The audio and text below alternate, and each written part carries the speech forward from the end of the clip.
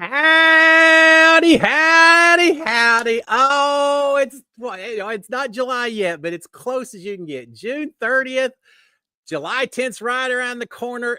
I'm declaring it officially Big Brother season. Yeah, we may be a week and a half early, but we got a lot of Big Brother to talk about. Of course, we're going to talk about it this evening.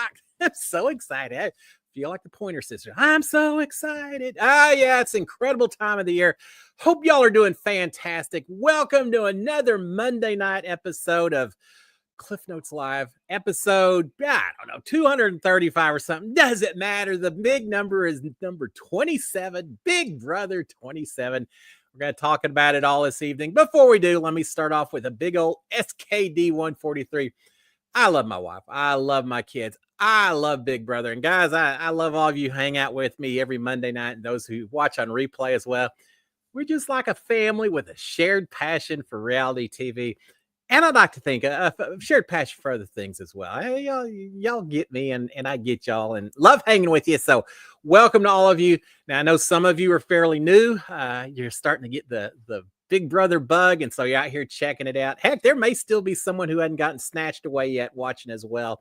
If so, for you, just be prepared. It's a marathon, not a sprint. You won't get to hear my next show, but I'll be talking about you. I promise it. For the rest of you, it's going to be a fantastic season, and welcome new and old both. And with that being said, if you haven't already done so, please consider subscribing to my channel, turning on the notifications, and hitting the old thumbs up. Because who knows what content's going to be dropping between now and September, October, whenever this shindig wraps up again for yet another season. We're going to have a lot of fun for the next few years. There's anyone out there who doesn't enjoy Big Brother, and why would you not? But if there is, bear with us because we're going to be insufferable here for a few months. All right, with that being said, let me see who all is out here. And, we can talk about a lot of Big Brother, can't we? See who all's out here, and then we'll get right into the questions because we got a lot to talk about. Still waiting to hear some rumors and twists. A little bit here and there, but not a whole lot. Let's see who we got out here. Amanda, howdy, Amanda. How are you, my friend? Lee Strike as well. Mark Taylor, Marilyn Sutherland. Ma, howdy. I hope you had a chance to make your pit stop. Let's see. Mark Taylor. Karen Mosier as well. Ed's out here. Howdy, Ed. Big Jake 88. Karen Hummer. Let's see. Karen Loveline, I think I said, but I'll say it again. Martino Williams. I'm seeing a lot of 10 days out. Isn't that incredible? Michelle Moore. We're dog sitting for my son and daughter-in-law tonight. So if you hear some barking in the background, it's not me. It's probably not Sharon either. It's most likely the dog. She's excited for Big Brother as well. All right, let's see who else we've got out here. Desiree Watts. Howdy, Desiree. Michelle Moore, Lynn Gideon, Tommy Braska. Man, y'all are just having the conversations as well. Let me see if I can catch up here in a second. Josh P. Let's see. Misfire, how are you, my friend? Colleen, Hunter Green. Howdy, Hunter. Let's see. Paul Long as well. Paul, and I think that's about it. Oh, y'all are talking away. Yeah, all kinds of things to talk about this evening.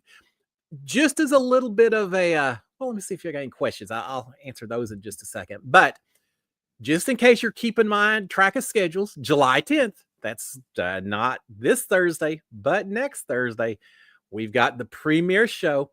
I'll be up in the Dallas-Fort Worth area for live feeds, or not live feeds, for a live show premiere party. Kat and Brooklyn from last season, and Kat are doing a little shindig up there. I'll be attending. That's going to be so much fun. Hanging out, talking to some former Big Brother folks, but especially getting to hang out with a whole lot of other Big Brother fans. We'll watch it by then. Lord, by then we'll know everything about these 16 house guests. I assume 16. We'll know everything about these house guests, and we'll be making a whole lot of assumptions on what we don't know. And within a few days after the show premieres, God, we're going to know everything, right? The difference between now and then is incredible. All right, a few questions before we get into specifics. See, Mark Taylor, let's see, 10 days before the grand opening. Woo! Let's see, what were you doing at that time? All right, we'll talk about that with Sequester. Marilyn Sutherland saying, so excited, counting down. I need a big clock over in the corner. Martino Williams saying, Big Brother 27, let's go. 10 days, so ready. Ma, very excited for Big Brother 27. By next week, only 3 days till the premiere. And Josh P saying 2 weeks away. I know it. We're all feeling the same thing. I joke and say it's like Christmas, but really for us who are a little older, and able, into reality TV and everything. It really is. It's like Christmas. You know what it reminds me of? I remember when I was a kid and you enjoyed your summer holidays so much, but that first day of school, getting to go in and see who your homeroom teacher was going to be, see whether the people that were in your classroom were the people you liked, the people you hated. That first day or two of class, all the way from kindergarten up to college, had that same excitement of, oh, something new is getting ready to happen. Lord knows I felt it when I was actually going into the house. I was incredible. But as a fan as well, it's the most exciting time because it's all an open book. We don't, is that the right word? No, we don't know anything yet. So everything's new and fresh, and 16 people that we don't know a thing about. And they're getting ready to be famous, whether they want to be or not. Some for the good reasons, some for maybe not so good reasons. There's always, yeah. It's just that crazy, crazy time. All of them with their dreams. We got 16 people in there. Probably 13 of them are thinking that they're going to win this season. There's probably 3 or 4 that are saying, man, I'll just be doing some influencing stuff when I get out. That's right. You got to have all kinds. But yeah, fantastic time there. All right, what was I doing at this time of the year? Well, for me, it started a little bit earlier. I think June 13th is when when I got snatched, if I recall, and our season started June 20th or so. So I was actually already in the house, but a week and a half or so from when the show started for my season was right about the time that I got grabbed. I saw a post from Andy Herron who mentioned that he, during his season, was one of the first people grabbed. So he spent almost 2 weeks in sequester, whereas other people only spent a week, and he was kind of irritated about that. Don't be too upset. You're getting to play the game no matter what, but I do get it. I was one of the later ones who got snatched. I got snatched on a Wednesday or Thursday. I think it was a Wednesday. Our show premiered on a Tuesday, if I recall. So I was about 6 days of sequester. And I know there's other people who got grabbed earlier than that. They don't grab us all at the same time because of just the logistics that you don't want everyone at the airport at the same time. You don't want everyone getting to the sequester spot at the same time. So they try to spread you out a little bit. I'm sure just the logistics of production and people picking people up and things like that. There's a lot of things that go into play that I'm not even completely aware of even now myself, but they spread it out over a week or so. And so about this time was when I was getting grabbed, getting thrown on an airplane. I had, and here's the thing, I'll give y'all a little more details tonight. I've always in the past been a little sketchy, not sketchy. That's not right. Not a whole lot of reveals on sequester because I did sign a contract once and I don't want to reveal too much, but now that I've seen people posting online and talking more about sequester, I feel more comfortable about talking about a few things, such as the fact that our sequester spot, at least during my season, was in a hotel, a big hotel complex. Now I know with COVID onwards, they were in houses or apartments or something like that. I don't know for certain how they do sequester now, but at least during my season, we were put up in a hotel, and it was the strangest thing. I've told y'all before, we did all the filming of my intro and all that. I said goodbye to my wife and kids, got in the car. They drove me to the airport. We check in, and I'm told, don't talk to anyone. We know you folks like to talk a lot. You guys who are going to be on the show, don't talk to anyone. Just stay quiet. And so, okay, that's fine. I had to check in my luggage.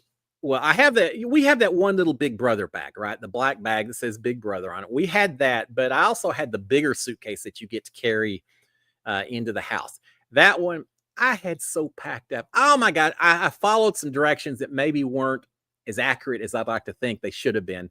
Let's see, real quick. Karen Hummer saying, I know they told you what clothes to take into the house, but what if you forgot something important like a jacket or sweatshirt? All right. Yeah, that's a valid point.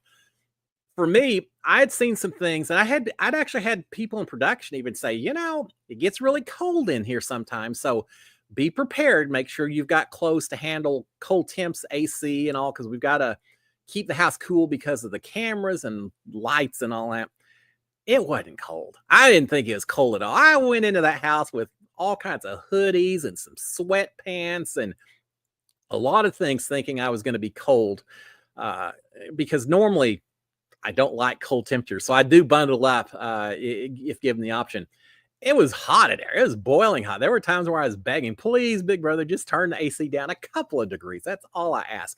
So there was a lot of clothing that I never actually used that stayed in my suitcase. I way overpacked. I brought like 3 pairs of shoes. I think 1 pair of cowboy boots that I wore, but then like 3 pairs of tennis shoes. Because I just pictured, you watch all the episodes, they're always running back and forth with all the competitions. I pictured just walking around that house. I pictured getting in there and just jogging back and forth in the house to stay in shape. And I thought, gosh, I'm going to have nothing to do. So I'm going to absolutely wear out these tennis shoes. So I brought a whole lot more tennis shoes than I needed. Little thing some of you may or may not know, a lot of the competitions, you're given the option to wear your own tennis shoes, or, and if it's not a athletic type comp, you can wear boots or high heels. High heels don't do well with me, but other than that, you can wear whatever shoes you've got. But if it's more athletic, you can either wear your own tennis shoes, or they give you tennis shoes, black looking Axis shoes and all. And so as a result, I didn't need that many, but I brought them all. I had so many clothes. Oh, and as far as your question, if you forgot something, you can tell production when you get there, and they'll go down and buy some for you. They'll charge you. You'll have a little fee at the end pulled out of your money for what they went and bought things for you, if that happens to be the case. It's not just if you forget something. It could be that if you get in a house, there's all kinds of rules about logos. You can have, for example, logos on your tennis shoes, but you can't have logos on your shirt because it's, branding and copyrights and things like that. So there's all kinds of rules. And I know some people had a lot of clothing that was removed. They weren't allowed to keep it. I was upset because I had a NASA shirt. It just said NASA, and it had the NASA logo. They said, oh, that's a copyright, so we can't keep it. And I said, well, yeah, but it's NASA. It's a government thing. I'm promoting it. Surely they're not going to have an issue. Doesn't matter. You can't have it. If we get permission, we'll let you do it later. They never gave me that shirt. Last season or two, someone was wearing it. I can't remember who. I was all peeved that they got to wear it and I didn't, but whatever. But sometimes they would take away clothes. And so you had to get some replacements for those reasons. They didn't give me replacements that I recall. Mine, I only had 1 or 2 items that they pulled away. For the most part, that's the reason. But yeah, so I way overpacked. I get to the airport. I put my luggage on the machine, and they say, oh, Mr. Hogg, you're like 70 pounds. It's going to be, or I was way overweight. And it's like a $70 fee to ship it. And the big brother people said, well, that's on you, Cliff. You packed too much. So I had to pay it. Later, they reimbursed me. But I was like, God, you cheap guys. But I had a lot of stuff in my suitcase. I get on the airplane. I have to sit next to my handler again, so I won't talk to anybody.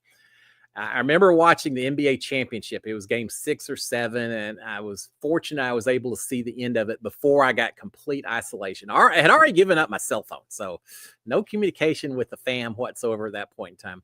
We land at the airport. We get to Los Angeles. I get off the plane and say, "Yeah, I go to the bathroom, guys. Can I go to the bathroom while we wait for me to get my pickup?" Yeah, that's fine, Cliff. Yeah, there's one right over there. I go over to this bathroom. I haven't been in there, but I don't know, 30 seconds or so. And here comes a handler who has to stand there in the entrance of the bathroom, I guess, to make sure that I'm not in there trying to borrow someone's cell phone to reach out to my family and say something. I don't know. But yeah, zero from that point on, basically, there was always someone watching over you. They have a driver pick me up. I was impressed because he's playing country music, trying to make me feel at home. And it's like, all right, well, now I'm feeling pretty cool. So that's how it started. They drove me to the Sequester spot, which is, as I said, was a hotel. And that's where it got top secret and made me feel like a VIP kind of person, because we didn't just pull up to the lobby and walk in the way regular people do, right? No, we pulled up to a side entrance, an employee entrance, just an old beat up looking entrance. Door opens up as soon as I get there. They usher me inside. It's this old hallway. Turns out it's like the basement of this hotel for an employee entrance. They shuttle me through all these hallways till I get to the service elevator, put me on the service elevator, take me up to my room, and lock me away in that room and say, if you open this door from now until the show starts, you will be off the show, Mr. Hogg. You are now in a sequester. If you need anything, you've got a phone. You don't have TV. You don't have radio. You don't have any communication with the world, but you do have a telephone that will only dial our number. And so I was like, all right, well, that's okay, but fair enough. And so that's how my adventure started. All right, I've got some more to talk about that, but let me look at some questions here first. Lynn Gideon, did y'all see the first pic showing black smoke indicating house guest not picked yet, then one with white smoke that they'd been selected? Made me laugh. Yeah, I was laughing too. In all honesty, and Misfire saying, will the cast be released this week? And Moss saying cast usually gets released 2 days before premiere. Tommy Braskett saying the cast list should drop soon. Yeah. Well, first of all, yeah, the white smoke and the black smoke, in all honesty, which made more of a difference to me? The dropping of the Big Brother 27 cast, or who got picked to be the new Pope? Now, in reality, the new Pope's going to probably have a whole lot more influence on lives in general, Catholic or not. He's a big religious leader. Is going to have more effect on each and every one of us just because of his position in the world. And yet, I got to say, I'm a lot more excited to see what happens next week. So, yeah, but that made me laugh too. And someone, I don't remember, someone got upset with that. Yeah, we're just having fun.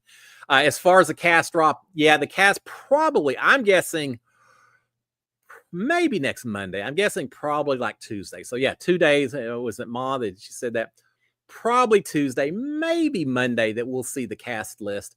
It would be fantastic if it happens before I do my show Monday night. If so, wow, we're going to have a lot to talk about. If not, we'll still have a lot to talk about. But I think I will do a special episode just going through all 16, talking about who I think is going to do great, who's not going to do so great. And then we'll compare how I predicted to how they actually turned out.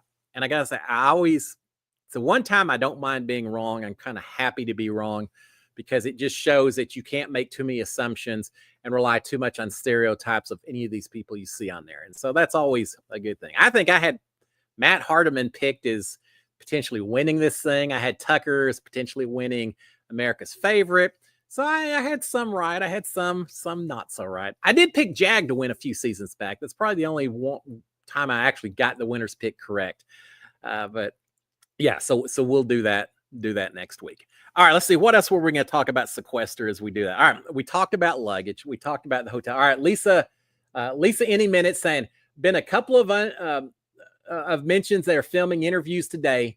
Maybe get some leaks. It could be. Yeah, I would guess it may be a little early, but remember, we're post-COVID. So everything may be accelerated a few days in terms of what happens. But let's talk about what does happen. I've talked before about what you do in Sequester. For the most part, you're locked away in that room. I did have at one point, people came in, looked through all your clothes to make sure what was good, what wasn't good. Now, in my case, it wasn't just logos, but there's also clothing that you can't use because it doesn't look good on cameras. Like if you got real thin black and white clothing, like a herringbone type thing, I sound like a fashion guru or something, but yeah, black and white herringbones, things like that, just kind of drive the cameras crazy. They can't focus in on it. I went in, I brought this cowboy hat and I had a white straw hat. I really was planning to wear the white straw cowboy hat because it's kind of like, you don't wear white before Memorial Day or before Labor Day or after Memorial Day kind of things. Same with the cowboy hats. You normally don't wear felt hats in the summertime. So I was going to wear my straw hat, but they start looking at it and they say, Cliff, this hat's awful white. Well, first of all, what am I going to do? Wear a black hat? That's not me. And they said, it's a little white. It may wash out the cameras. Let us go do some tests with it, and then we'll let you know before the season starts. Came back a few days later and said, Cliff, you can't wear the hat. It messes the cameras up too much. We won't be able to focus on your face with it on. Okay, fine. It's I only carry this hat in the house anyway. So there's things like that that'll mess the camera up as well. Now, theoretically, if you've got clothing that's considered too risque, especially like swimsuits and stuff, man, that wasn't my issue. They were fine. They took away my Speedo, but other than that, yeah, as they should have if I brought one in. But there's lots of reasons they take clothes away for all kinds of stuff. But anyway, I don't remember where I was going with that. I don't know. All right. Anyway, well, but we had in the hotel, all the things you did. So they checked the cost of the clothing at one point. They talked to us about what we were going to wear on premiere night. They came in. They showed us how to use the microphones as well.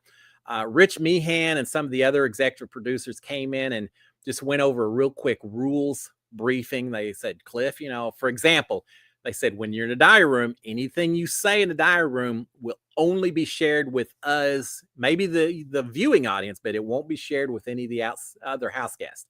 I said, well, unless it's part of a twist. I said, what do you mean? I said, well, I know Big Brother Canada one season revealed things that people had said in their diary room, revealed it in to the other house guests as part of a twist, and it was a major issue. They said, Cliff, that's Big Brother Canada. We're not going to do that. Promise, cross our hearts, we will not be revealing anything that's said inside the diary room. So talk the way you need to talk, what you want to say. Okay, that's good. So there's a lot of that. But they did talk. You mentioned doing interviews. They did take us to do the press interviews. We talked at Entertainment Tonight, Parade Magazine, a bunch of newspaper, TV affiliates. We had one affiliate from the Los Angeles area, I think. It was my very first interview because we all staggered. The person I did my first interview with was maybe the fifth interview from one of the other house guests. So we all rotated around with all these people talking to us.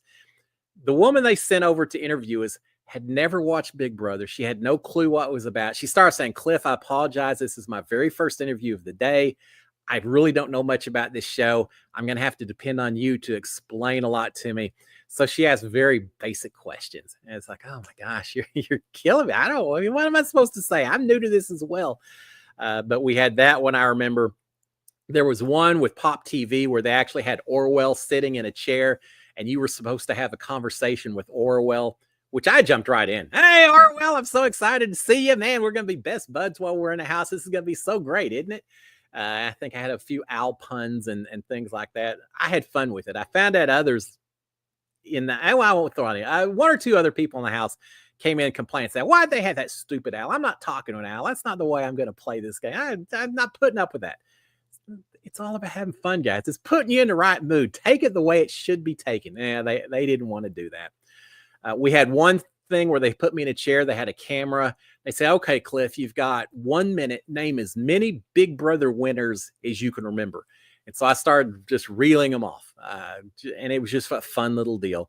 I got most of them, not all of them, but I got a lot of them. I had another section where I said, okay, Cliff, while you're sitting here, just start looking that way and up and down, kind of a Brady Bunch thing, because we may put that as part of a promo as well.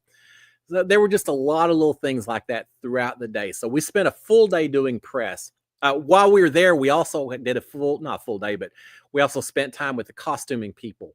They went in and measured every measurement you could ever believe. And nowadays you just stand in front of a laser and it's probably easier, but the shoes and inseams and outseams and waist and everything, hat sizes, they had everything measured so that they could quickly build a costume as soon as they knew who was playing in a veto comp, things like that. So yeah, it was, and we had to do our intros in front of a green screen. They took our pictures for the memory wall. I had a couple of people who came up and said, Cliff, we know you're probably not used to it, but do you mind if we put a little makeup on you before you go in and do your promo shots? Yeah, whatever makes me pretty, or at least prettier. So I'm sitting there in a mirror with all the bright lights, and they're plucking eyebrows, and they're putting on base or something. I don't remember any mascara, but that's about the only thing they didn't put on me. It was like, whatever. I bought into the whole process. So do with me as you may. I am your easel to work your magic on. And magic, they worked. I thought, I didn't have any complaints about the way I looked. So it all worked out fine. All right. So a few questions here. Martino Williams. We just want good feeds and no night one evictions. Here. I don't want the night one evictions. Absolutely. Now, I will mention this is not a twist. Very much in the rumor department, not a fact, because I have only seen it in one or two spots. I saw a thing yesterday saying that there may not be live feeds on premiere night. And again, I think it was one, maybe two sources I saw it from, no confirmation whatsoever. So do not take that. Don't be calling Entertainment Weekly or any of the podcasters or anybody that's saying Cliff said. No, I don't know. I just saw someone mention that there's no live feeds on night one. Mixed feelings about that. On one hand, since I'm going to be at premiere night, I'm driving from Dallas to Houston, vice versa. for my own personal benefit, there may be something to be said for not having night one live feeds, but having been on the show and knowing how important it is to see that first night of two, how the relationships form, who talks to who goes to bed early, things like that are going to set the basis, the foundation for the whole rest of the season. So from that standpoint, as a viewer, I want those night one feeds so I can see who's actively playing the game and who's just there for a good time and a short time most often as well. So I do hope we get it. I've heard that rumor, but again, unsubstantiated. So I don't know yet. That's all it is. It's just a rumor. All right. Cheryl Long is saying, can't wait to see who production picked. Well, you're right. Production and CBS, I think they both have a role in this. Misfire is saying, a twist on premiere night, bringing Paul back. I would be okay with that. I think there's a whole lot of people who wouldn't be. I don't think Paul's coming back again. I'd be in for it. I have not ever met Paul before. He seems like a very interesting person. Very a little dark, but very interesting person. Paul, if you're watching, listening, call me. I'd love to meet you someday. Lynn Gideon saying, hoping it's all rookies and not a bunch of recruits. You've got to have a little bit of a mix. And Clinton Merchant saying fresh meat getting led to slaughter. Well, Glenn, that's certainly one way to put it. There certainly is a learning curve involved. If I'd known at the end what I knew at the beginning, I do feel like I would have done a lot. Well, I don't know. I feel like I did okay in the beginning, other than opening up my big mouth and all that. But it's a little bit like all the war movies that you watch. Day one, they come in, they're so green, they don't know how to even put the bullets in the clips, and they're just sticking their heads up over the bunkers and just acting the fool. And by the end, they're all hard and they're smoking the cigarettes and they're all, I'm the old crusty vet. 1 year later, I felt like that on Big Brother. I came in there, my eyes wide like saucers, just, it's Julie Chen. Oh my. And by the end, it's like, oh, man, I know all about this game. And you do learn so much. So, yeah, led to slaughter. Some people are going to face the I don't know the right word. They're going to face the gauntlet a lot faster than some of the people who were able to go under the radar and just kind of hang out for a while. But I want a season where everyone has to face that gauntlet at least once. Survive it and show that you deserve to be in that house and you deserve to win, but don't coast. Don't coast from start to finish. As far as recruits versus Big Brother fans and all that, I used to be in the position when I was in the house. I was like, recruits, whatever. I don't have any, not that I don't have sympathy. I'm not going to worry as much about you heading out the door first. If you aren't a fan, passionate about the show Big Brother to start with, if you're just here to sell t-shirts, is what I said to Jeff Schroeder during my pre-show interview. I'm not here to sell t-shirts, Jeff. If you're just here as a recruit, then yeah, I was ready to boot you right out the door early. I wanted to be the passionate fans at the end. I'm not quite as opinionated on that now, because I get that sometimes having some recruits in there maybe freshens up the show a little bit. You have to have a few people that maybe don't have a clue what they're doing. Talking about lambs being led to slaughter, but a few people who maybe don't know what they're doing, so they can make the boneheaded mistakes, or they can come up with strategies that maybe no one ever thought of before, right? So I don't have an issue. It still irritates me a little bit, the people that come in thinking that I don't care how I do in the game. I just want to use this as a platform to become an influencer or get involved with other stuff, whatever. Yeah, no, I don't want those kinds, but I'm okay if you're just someone who is a gregarious persona that's not really known much about the show, but you're there to have some fun and to play the game. Okay with that.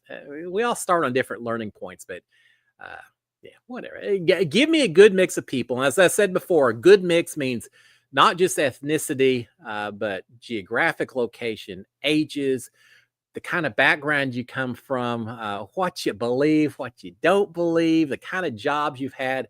Give us a true melting pot of the United States with everything thrown in together. Surely you can get 16 people that don't necessarily know each other to start with. 16 people, no one who knows each other, from Midwest, East Coast, West Coast, North, South, everything. And let's see what really happens when you mix 16 completely disparate individuals together into a very tiny house when you got 16 in there. That's what I'm looking for. All right, Josh P is saying Sequester isn't the same day of the week. I thought it was all on Saturday. No, it's all different. You start different days. That's what Andy was pointing out in his post. Said, you know, there's probably already people.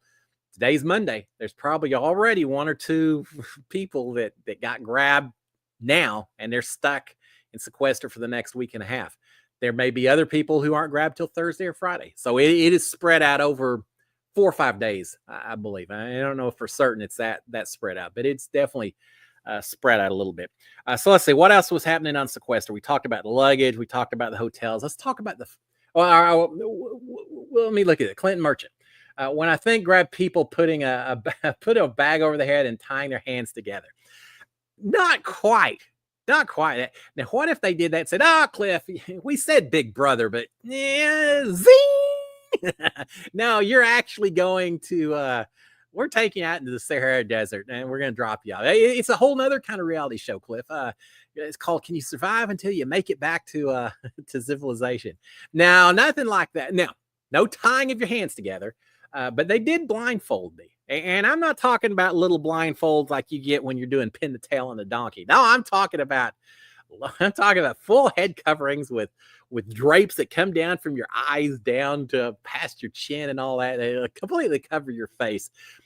Part of it is so you can't see anything. Part of it at times I think was also so that other people can't see you.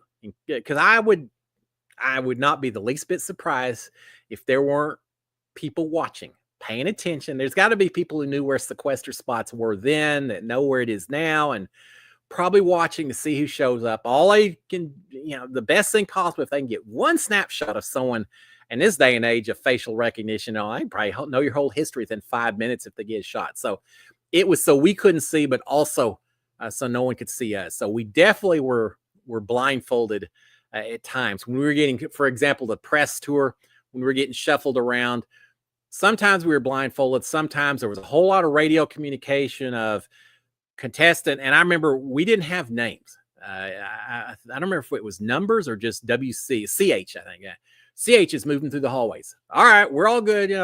Door secure. CH can move. All right, CH, come this way. Said, don't use your name, because if you're overheard, we don't want anyone else hearing your name and all that. So it was all top secret spy kind of stuff while we were doing it, which is always kind of cool. Now, I talk about wandering around, putting the blindfolds on, things like that. For the most part, we stayed in the hotel room, which was tough. We laughed, the house gal, my fellow season 21 contestants, because I spent a lot of time just sitting in the window frame of the window that looked out over a parking lot. There was some kind of little conference going on while we were there. I don't remember what it was, but people going back and forth. I remember looking at that window, feeling so forlorn. That's it, right? Sitting there thinking, oh my gosh, I'm stuck in here. I've been in this freaking room for 6 days, and these people are just free to wander, go wherever they want. And there's a restaurant right across the street. It's so close, and yet it might as well be on Mars, as far as I'm concerned. And I sat at that window just staring out. I feel like I look the same way your dog looks out the window when they're bored and they're waiting for you to come home so they can go on a walk. Is the face is staring, feeling so depressed. That's what I felt like looking out the window. And then I found out that everyone else did the same thing. So we all laughed, thinking, man, someone, if they had been walking by, if they had looked up, they probably would have wondered, what in the world is going on at this place?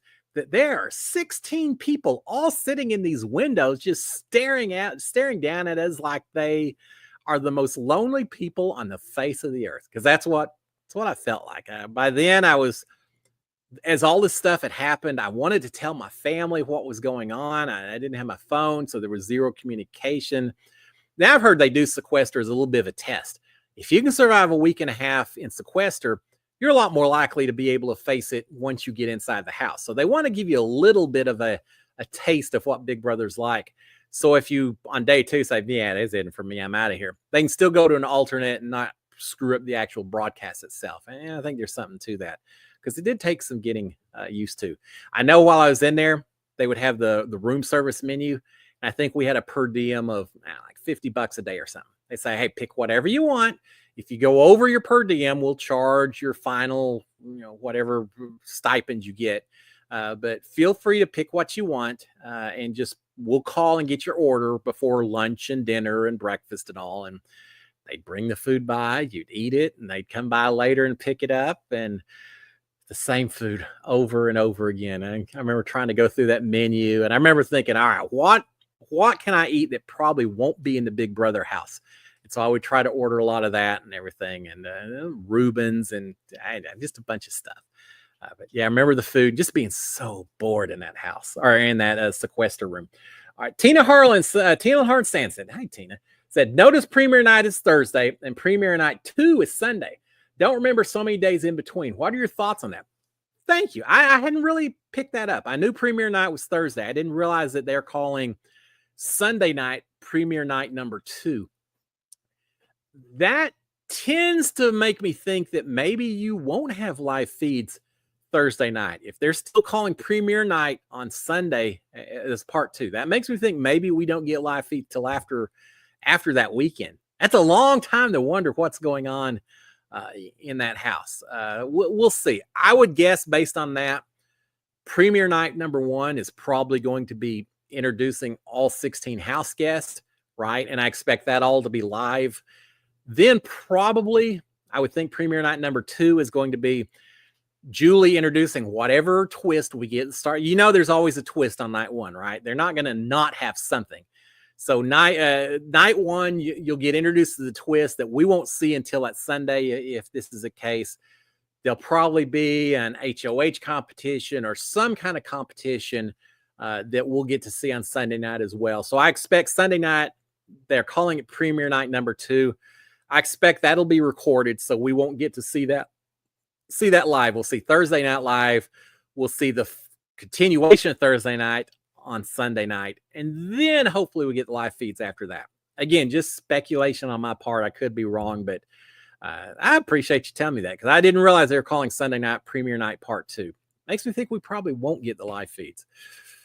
That's going to be a long weekend, and who knows what rumors are going to be floating out there. I know during my season, I heard later, of course I didn't hear at the time, but I heard later that our live feeds didn't start for a week or 2, and there are already all kinds of rumors out there about who did this, who did that. And my family had heard that, Cliff got banished. He was at risk night 1, but it sounds like he's back in the house, because we heard that now he's up for nomination. He's on the block. The kind of good news and bad news. The good news is obviously he survived night number 1 because he's on the block. The bad news is he's on the block. Yeah, it was a roller coaster ride for my family. And let me take a little pause on that. If there are any families out there whose loved one has already been snatched away and in sequester, and you're watching shows like this to try to get up to speed on what may be happening to your loved ones, feel free to reach out to me. I'll give you the inside scoop. We'll have a conversation, and I'll make sure you get taken care of, because I got a lot of sympathy for the loved ones who watch their families on this show or watch their loved ones. Nick Macaron, Dick wore Speedo before the wife. Nick, how are you, sir?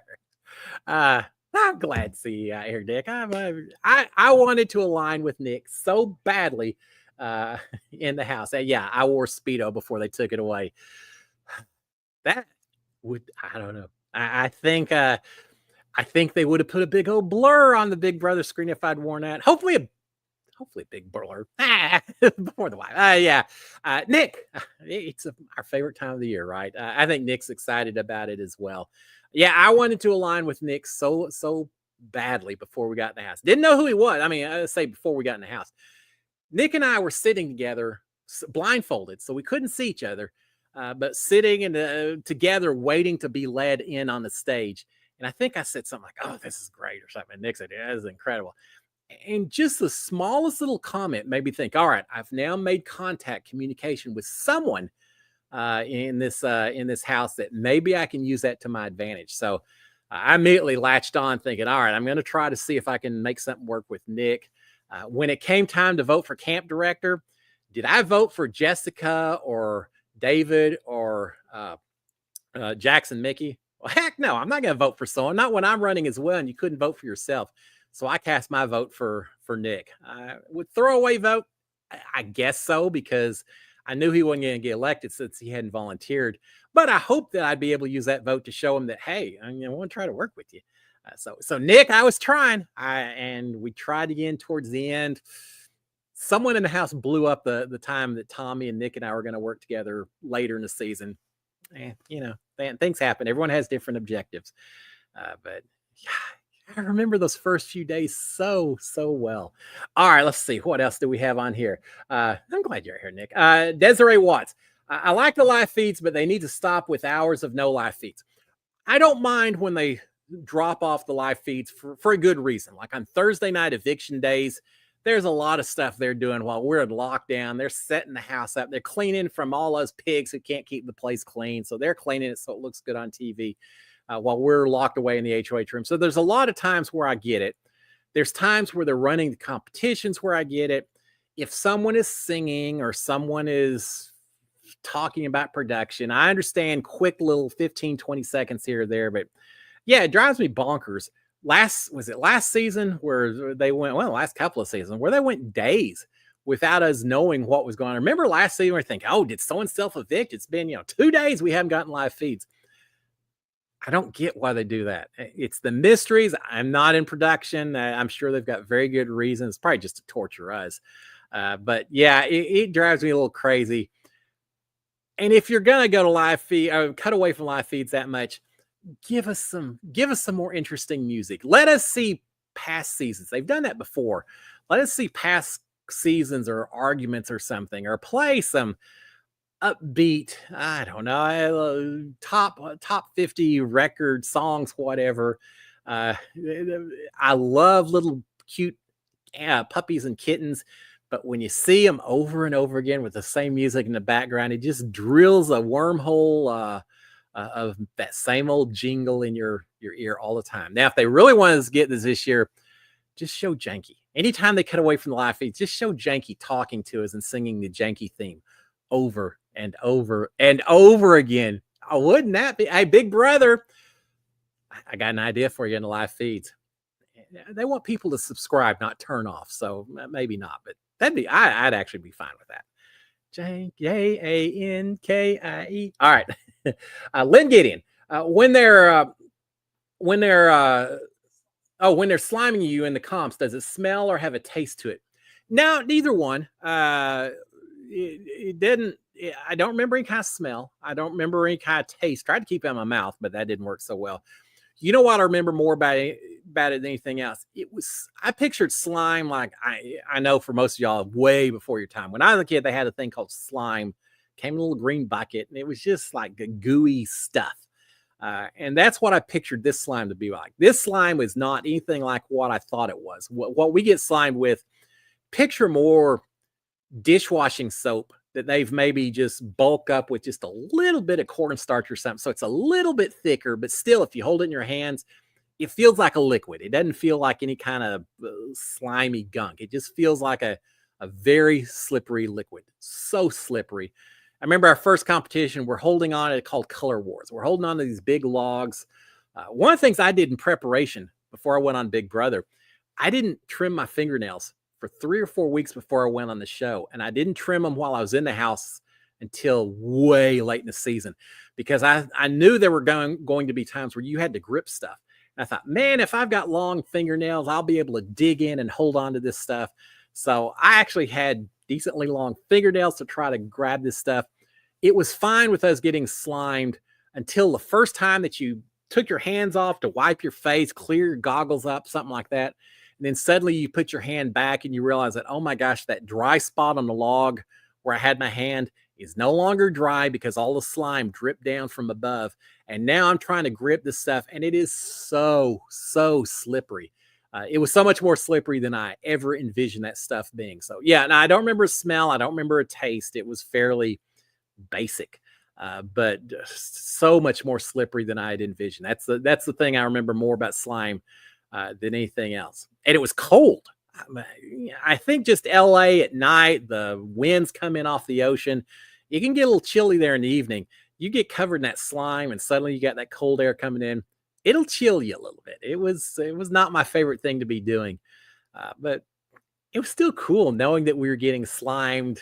I was playing the game every time I got slimed, which is kind of cool. All right, misfire. This top no, the slop tastes like oatmeal. It tastes like the most bland oatmeal that you could ever imagine. It's funny. During my season, we only had 2 weeks of have-nots. I wasn't eligible to be at have-not either time. First time is when I was HOH, so I couldn't do it. Second time is the first 3 people that fell off the vines on Poison Ivy, which was Tommy and Christy, and I can't remember who else, Kat maybe or something. Anyway, no, not Kat. She was week 1. Anyway, I couldn't do that because I didn't compete in that competition. So I never had a chance to be a have-not. If we had gone to week 3 of have-not, Nick and Holly and myself had already agreed, said, hey, look, none of us have been have-not yet. We'll take our turn. We'll do it. The 4th person who had not been a have-not yet was Sis. And Sis said, hell no, I'm not becoming a have-not by volunteering. Someone's gonna have to pick me before I volunteer to be have-not. So she wasn't quite as willing to fall on the sword as the 3 of us were. So yeah, it could have been Holly and Nick and myself, which I gotta say, coulda, shoulda, wouldas, what could have been. If we had had a 3rd week of have-nots, if the 3 of us had been forced to sleep up in the have-not room together every night during that week, and we're giving us a chance to get that much closer. I know Holly and Nick were not necessarily best of friends throughout the season. Holly was going after Nick, and Nick was willing to go after Holly. If we'd been together for one more week of have-nots, it could have changed the whole season, for better or worse. Who knows? But the smallest tiny things can change these things up. So yeah, I was never have-not, but I still tasted the slop I was in there. Picture the most bland slop you could ever imagine. No sugar, no sweet, nothing, just the bland protein powder mixed with some oats and pasty. Pasty is the word that I would use. If you make oatmeal and you didn't put enough water or milk in it, it's just that gummy kind of non-flavor. That's what it tasted like. Let's see. Clinton Merchant saying, hope there's not a super fan that has only seen one season. And the last season, right? I want to see how many people their favorite player is going to be Chelsea. There are Tucker, and they're not going to be able to talk about anyone beyond the last season or 2, but they are, by God, the super fan. Yeah, we've seen that a few seasons, but that's all right. At least they, in their own perception, think they're fans of the show, and that's enough. They're declaring their loyalty, even if they aren't quite there yet. They'll learn. They'll learn very quickly. Yeah, I'm okay, Clinton, if it's even one season super fan, as long as of course, the problem is if you've only seen one season, you're very limited in terms of strategies and repercussions if you do things, and probably not best for your game to have only seen one season. Now, I know during Sequester, I'd always read that people watched old seasons while they were in there, and that's what I planned to do. I was going to watch at least a few seasons. I was going to try to watch, I think I was going to try to watch season 16 because Donnie was in there. I was going to watch season 20 because Kevin Schluber was in there. So I was going to watch some seasons with some of the older guys just to see how they handled the relationships and stuff. I got in there. Yeah, no old seasons. We're not doing that. You can watch all these other shows, but now no old seasons of Big Brother, no Hunger Games, no Battle Royales, none of those kind of shows on here. I've told y'all before, I binged watched Mad Men going in and after I got out of the house. That was a show I watched all but one season of while I was inside, while I was in Sequester. I didn't have time last week, but week before last, Sharon and I binged all of Mad Men over a couple of weeks. Watched all 7 seasons of that show. Can I just tell you, it's been a few years, but I did not remember a single, very, very small bits of 7 seasons of Mad Men. I watched the whole thing and I could remember very few plot lines. And all I can think is that I was so, most of it I watched after I got booted. I was so just mentally checked out in some ways. I think I just watched that like a zombie. I was watching it, but not really processing even what was going on. That was just my way to bide the time away. Obviously, I didn't pay much attention to it because I didn't remember any of it when Sharon and I watched it. So it just kind of shows that week after I got out before finale night, probably a good thing they had me locked away for a week to start processing everything, because I was it took some getting used to and readjusting from being in the house to now still being locked away from society, but at least the cameras weren't on you full time and you didn't have that same paranoia. And so it's just a gradual process by doing that. I do think because I was booted in fourth place, I didn't get to spend time in the jury house with everyone else. And I think in some ways that really hurt me, because they all had time. Everyone else who was already in jury house had time to talk to each other and kind of decompress and talk about their games with each other, while there wasn't the same pressure as when you're actually playing the game. And so they got to know each other on a slightly different basis. I didn't get a chance to do that, because from the day I was booted onwards, we all went to Sequester, to the hotel, and weren't in the jury house anymore. So kind of rough on me. I survived, but that was a rough week. Let's see. Tommy Braskett saying, I hope they get rid of the wall yellers. Not a fan of wall yellers. I heard it during my season. I didn't like it at all. Marty McFake. Marty. I like the show better with all new people, but all stars are good too. I'm fine with all stars if you don't have the pre-gaming. I don't know how you get around that. I just don't. I like the all new folks if I'm given a preference, unless it's me, and then we'll change conversations. Lynn Gideon said, do they give you conversations, topics that you shouldn't speak about, or asked to keep it civil? No, I'm trying to think if there was anything. I don't think so. I think the big no-nos were just don't talk, don't sing, don't quote movie lines, don't do anything that's going to create copyright, trademark type issues, things like that. As far as other things, you may not want to talk politics in there. You may not want to say stupid things about religion, ethnicity, anything else. You shouldn't do that. I don't remember them specifically saying don't. They just assumed that we were people who at least had some common sense. Some of us more so than others, but I don't remember them specifically saying anything except, just y'all have fun and just remember everything you say is going to be on camera. So keep that in mind when you say your things. Yeah. There are people hooking up on my show. You would think you would know what was okay and what maybe wasn't quite so okay, but and some people didn't care as much as others. Yes. Karen Hummer saying, is the very first time you see anyone from the show on stage with Julie? Almost. It's actually right before you go on stage. They get us all blindfolded over to sound stage where Big Brother's on, leads you into a little skinny hallway that is right next to the viewing area, the public, where all the chairs and stuff are. They lined us all up in the order of entry, and they said, okay, you take off your blindfolds, but do not say a word to anyone. Do not talk, or you still could get pulled from this show. I don't know if they do it right then, but that was a threat. We all take off our blindfolds, and we're all looking at each other going, oh my gosh, yeah, not talking, just sizing everyone up for good, bad, everything. I remember Christy. Now, they'd already brought in the first 8 people. And in my case, I was the second group to go in. The first 8 people had already shown up on stage, gone in the house. So we didn't see them. It was only 8 people.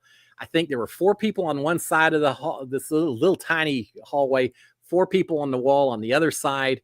I remember Christy I was like the very first one. Christy was at the far end on my side, and she's already crying. She's already crying. And they said something, do you need a tissue? I'm just so excited. And as soon as she said that, I said, gosh, she's like from New York or Jersey or something. She definitely has the accent. But they were saying, no talking, but here's a tissue if you need it. And I'm there, Nick's next to me, and I'm like trying to give him eyes like, hey, buddy. Hey, how you doing, buddy? So even without speaking, it's kind of like Survivor. Remember at the beginning of Survivor, the season started, it shows them all on the boats. They can't talk, but you see them doing this and looking around. That's what it was like in the hallway for maybe 5 minutes or so before the show started. There was a red light on. They said, guys, when this red light goes off, that means go on in. Julie's going to be on stage. Yeah, get up on the bleachers. Light goes off. We walk in. There's people. It was a not live show, but there was a live audience when we walk in and walk up on stage. And I look around, oh my God, they're right. It is Julie. I guess I really am going to be on Big Brother. That's when it really hit home. And so we stand there, and that's the first time that I don't remember if any of us talked answered any of Julie's questions. I think there was a little bit of, oh yeah, yeah, woo. So we got to hear everyone just a little bit. We got to hear people's names announced as Julie talked to all of us. So that was the first time we really got to start knowing each other. So quick. Ed saying they split the house guests last year. Those they wanted Ainsley, and those that didn't. I guess they could split the cast again for second night premiere. I hope they don't do that, if for no other reason than this. During my season, we had 2-night premiere. My family was afraid that maybe they weren't going to introduce me to night number 2. And they had this big premiere party, all these people showing up to watch me show up on TV. And they thought, what if he doesn't show up until night number 2? So they're worried about that. In our case, they introduced all 16 of us on night 1. Night 2 was, I think, Color Wars, which Christy won, and the camp director and a lot of things like that. So yeah, I expect and I hope that they introduce all 16 the first night. And then the second night is a little bit more the competitions and some of the interactions that take place. But I want to see all 16 on night number 1 and start developing some connections with them, at least as much as we can get from a TV show and, you know, the limited amount we're going to get to see of them. That's what I'm hoping for. So quick, 7:58. Barbarella Haymaker saying, when is the house tour? That could easily be Monday. It could even be this weekend, but being 4th of July and all that, I could easily see Monday being a house tour, Tuesday being a cast drop, possibly. Could be accelerated. You could, Friday's the 4th of July. It could be over the weekend that you get to see the house just to get us excited, and maybe Monday the cast drops. But I'm gonna call Monday for the house tour, Tuesday for the house drop. I mean for the cast reveal. We'll see if that's the way it goes. If not, it's just a guess on my part. Michelle Sarton McLean saying, when is the start date? Oh yeah, July 10th. July 10th at 7 o'clock Eastern time. I guess 8 o'clock. 7 o'clock Central time, 8 o'clock Eastern time. It's an hour and a half long. We get an extra 30 minutes out of it, which is fantastic. So that's a Thursday night. There's lots of live premiere parties going on. I think there's one in New York City. I think there's one in like Boston, Massachusetts, maybe in Maryland. There's probably one in Boston too, but I think Maryland's got one going on. There's one going on in New York City. There's one going on in Dallas that I'm going to be at. Brooklyn Rivera's going to be there. Kat Dunn's going to be there. I'm going to be there. I'm guessing there's going to be 3, 4, 5 or so other Big Brother house guests there as well. Just think of people who live in the Dallas-Fort Worth area or surrounding states and all that. Probably a good guess at who may or may not be there. I don't know. I don't. I just told Kat, said, hey, I'd love to come up and hang with you guys. So I'm going to be up there, talk to all the Big Brother fans. So that's going to be, and Kat's got all the information on that. So yeah, premiere night is next Thursday. It's going to be so fantastic. Misfire. Oh, thank you, Misfire, for this. I almost missed it. Nicole and Brian have been nominated for America's Favorite Couple, sponsored by Entertainment Weekly. All right.